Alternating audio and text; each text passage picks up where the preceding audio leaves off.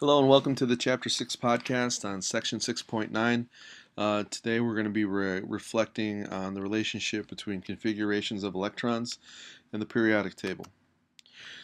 So if we took the configurations for elements in the same groups, you would see a trend which is illustrated in the table on the right. Notice how everything group 2A, they all end in the same configuration with the sense that they all have two valence electrons. Okay. Notice with group 3A, they all end in S2P1. Okay, and that's really not an accident. And the modern periodic table is actually arranged this way on purpose. Okay. What we find is that these elements obviously have the same number of valence electrons, and because they have the same number of valence electrons, this is one of the reasons why they all behave very similarly in chemical and physical properties. Okay. Main group elements are what we call representative elements. Sometimes we call them the group A elements, and these represent what we call the S and P block. Let me kind of illustrate what I mean by that. So one way to take the periodic table is to break it up in terms of blocks. For instance, the first two columns of the periodic table, the first column all ends in S1, the second column, group 2A, all ends in S2, and collectively this is referred to as the representative S block. In this middle area here, where the transition metals are, sometimes this is referred to as the D block because most of these elements end in D as their last filled set of orbitals.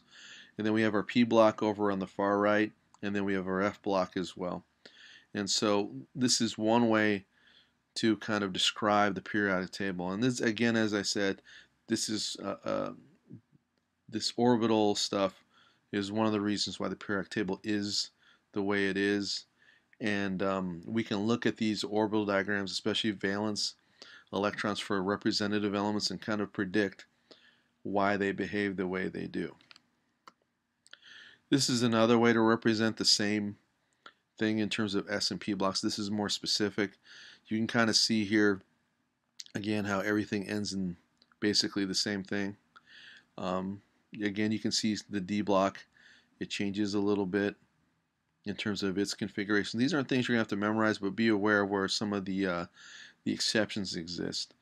And notice that the core is given here, which is actually nice to help you do your noble gas configurations if you ever want to see them.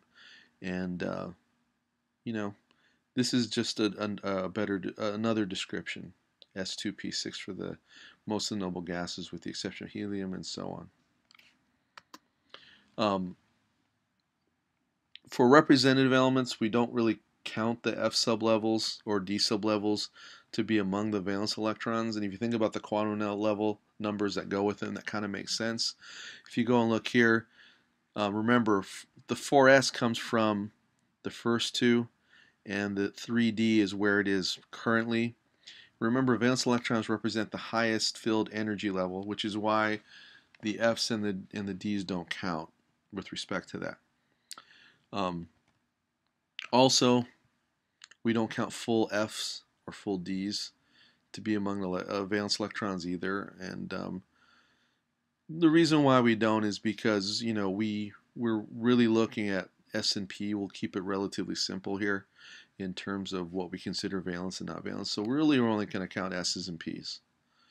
And one of the reasons why we do it is because once you start getting into period 3 and below, you start getting violations of the rules that influence configurations. And because of the closeness of where the S's and the D's and the F's are, you get all these weird overlaps that don't make sense according to the rules, but is what exists when it's actually measured in the lab. And there is a certain amount of stability for half-filled, or the D's tend to get filled at the expenses of S's in a lot of cases. And so while that doesn't make sense, it is what happens. So we just have to live with some of the exceptions that occur. And that's it.